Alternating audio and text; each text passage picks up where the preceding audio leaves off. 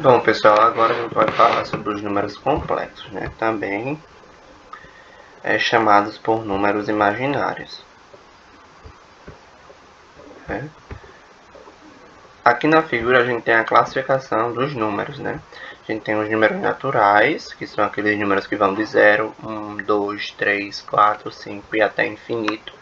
Os números inteiros que a gente abordou em notação científica, né? Que compreende os números que são de menos 1, menos 2, menos... aí vai do zero, então é de menos infinito até mais infinito. Lembrando que os números inteiros eles já englobam os naturais.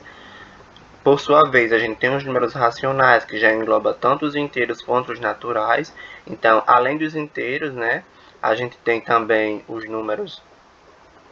A gente tem as frações, né, que uma fração nada mais é que uma divisão de um numerador por um denominador.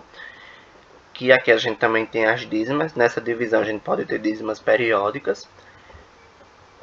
E, né, a gente tem os números irracionais. Os números irracionais com os números racionais, né, nós temos os números reais. E o que são os números irracionais? São aqueles números, por exemplo, raízes quadradas, que são infinitas, né? Por exemplo, raiz quadrada de 2. Quanto mais casas decimais a gente quiser, mais números a gente vai encontrar. E assim, nunca vai ter fim. O que resta nos cálculos é a gente arredondar a raiz quadrada.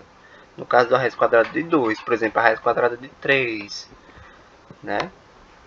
Então, os números irracionais com os números racionais, né? Compreendem os números reais. E, por sua vez, os números complexos, eles englobam os números reais. Por quê? Porque a sua representação vai ser tratada com números reais, né? Aqui diz o quê? Que os números complexos, eles surgiram principalmente para suprir as resoluções de raízes quadradas, aliás, de equações que envolvem raízes quadradas de números negativos. Por exemplo, se a gente tem essa equação de segundo grau aqui, que a gente também viu como resolver raiz quadrada, equação de segundo grau em sala. Aqui, quem é zero? O B, ó. B é zero. Por quê? Porque a gente não tem nenhum número, né, pegando x. Então, o B dos coeficientes é zero. Esse zero tá... Vamos apagar aqui o zero, né? Depois, zero.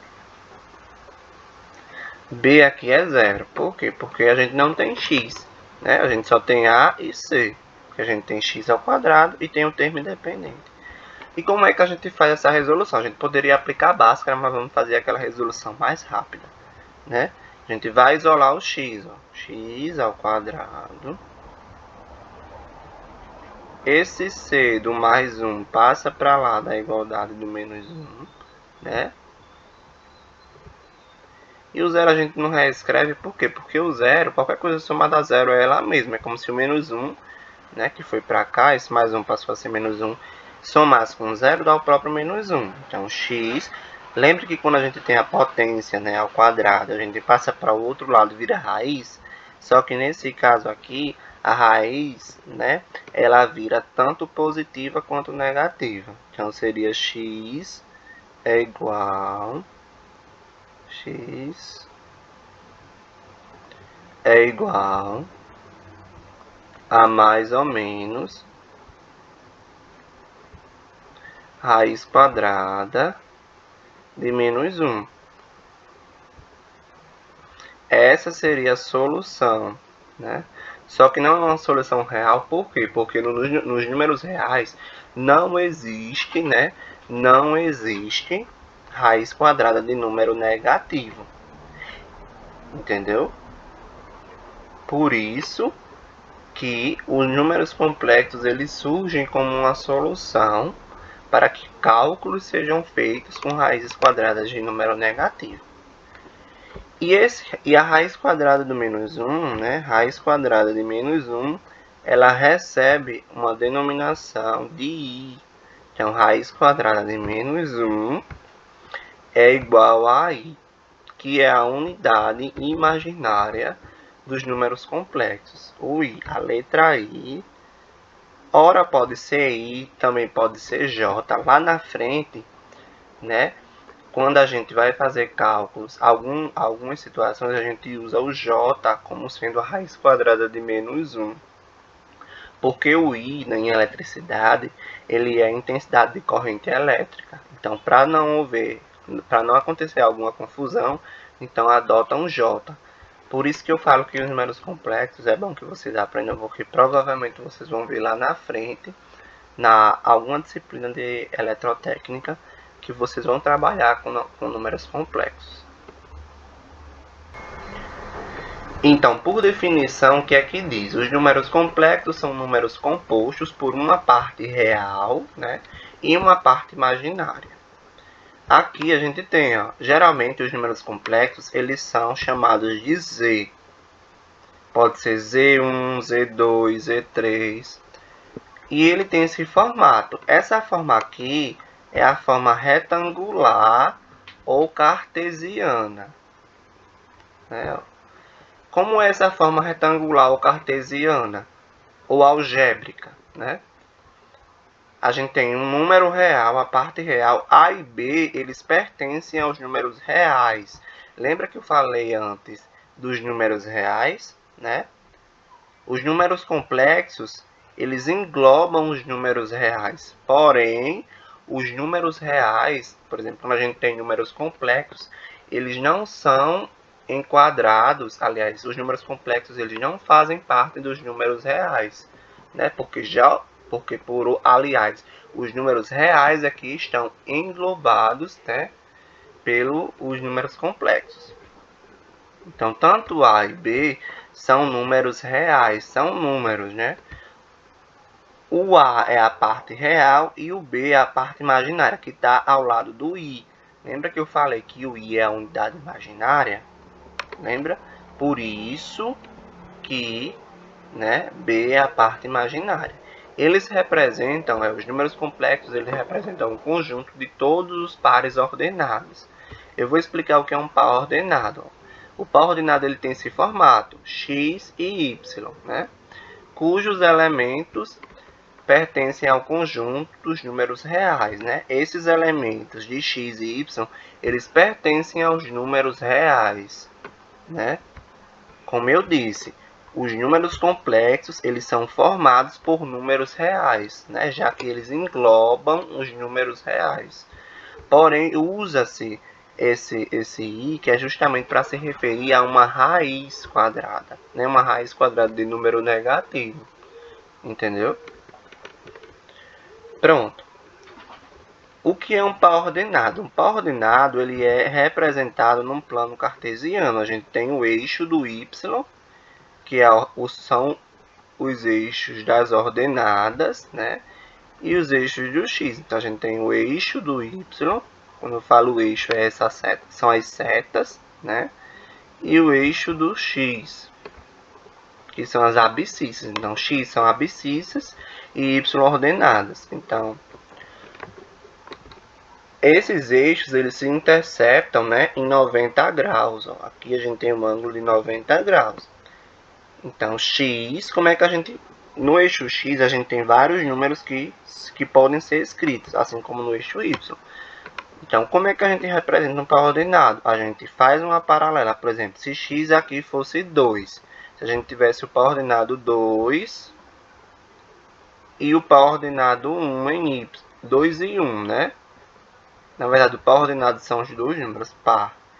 Se a gente tem 2, né, em x e 1 em y, a gente vai construir. Para a gente construir o 2 em x, a gente vai contar duas unidades. Ó. 1, 2. Isso aqui, eu estou definindo essas distâncias, né? Porque aqui é como se fosse um exemplo, né? Não existe um ponto específico. A gente vai fazer o desenho proporcional. Então, se aqui é 2, aqui seria 3, aqui seria 4. Só que eu não vou escrever os números 1, 2, 3, 4. Eu vou só escrever o 2, que é o de interesse. Então, 2. E aqui no y, a gente tem 1, 2 e 3. Lembrando que aqui vai continuando. Ó, 4, 5, 6, 7, 8, 9. Aqui também vai continuando. Desse lado aqui, ó, nesse ponto de encontro dos eixos, a gente tem o 0. Então, embaixo da seta do eixo dos y, né, dos eixos das ordenadas, né, desse eixo aqui, a gente tem, né, os números negativos, ó, aqui embaixo.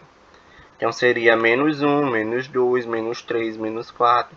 Já esse lado aqui, a gente tem o x negativo. Então, seria menos 1, menos 2, menos 3, menos 4. Entendeu? Só que aqui, como ambos estão positivos, então o nosso pau ordenado vai estar nesse quadrante aqui, ó. No primeiro quadrante. Se o meu y fosse positivo e o x negativo, então estaria no segundo quadrante, ó. Se ambos os números fossem negativos, tanto x e y, estaria no terceiro quadrante. Se o x fosse positivo e o y negativo, o quarto quadrante. Então, como os dois são positivos, primeiro quadrante. Então, o x é 2. Então, a gente vai construir uma paralela a y. Paralela a y. Aliás, vamos apagar aqui, né? Para a gente construir x, a gente faz uma paralela a y. O que é retas paralelas? Ó. Por exemplo, essa reta ela é paralela a essa. Elas têm a mesma direção. Retas paralelas têm a mesma direção. Elas também, outra forma, elas também podem ter, aliás, não a mesma direção, mas a mesma inclinação. Essa reta tem a mesma inclinação dessa.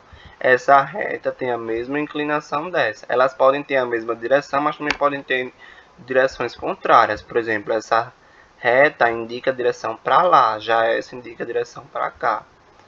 Só que quando a gente vai fazer as retas paralelas aqui, né, no plano cartesiano, a gente constrói pontilhadas, né?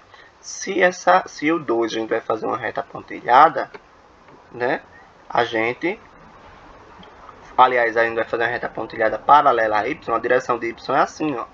Então, a gente faz como se a gente estivesse construindo essa reta paralela. Para cá, ó. Essa reta é paralela a y. Já o y é paralela a x, ó.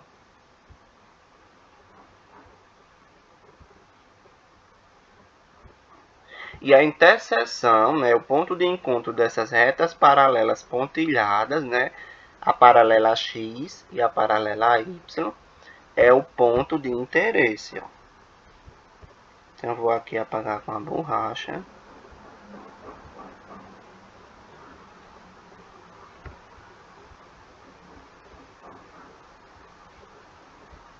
Então, esse ponto de encontro é o ponto, meu pau ordenado. O ponto 2 em 1. Em x eu tenho 2, ó. Isso aqui faz um ponto. Em x eu tenho 2 e em y eu tenho 1. Ó. Ambos são positivos. Isso aqui é um par ordenado. É bom vocês prestarem atenção porque vocês vão se deparar mais na frente com isso. Então, só que nos números complexos, quem são os pares ordenados? O x vai ser a parte real e o y, né, vai ser a parte imaginária. No caso, seria o b. Então, o plano cartesiano ele vai ter esse formato aqui, ó. A gente tem o eixo da parte imaginária, que vai ser o eixo y, e tem da parte real, que vai ser o x. Então, em vez de x, eu vou colocar um R e um E. Que esse R é exatamente de real, né?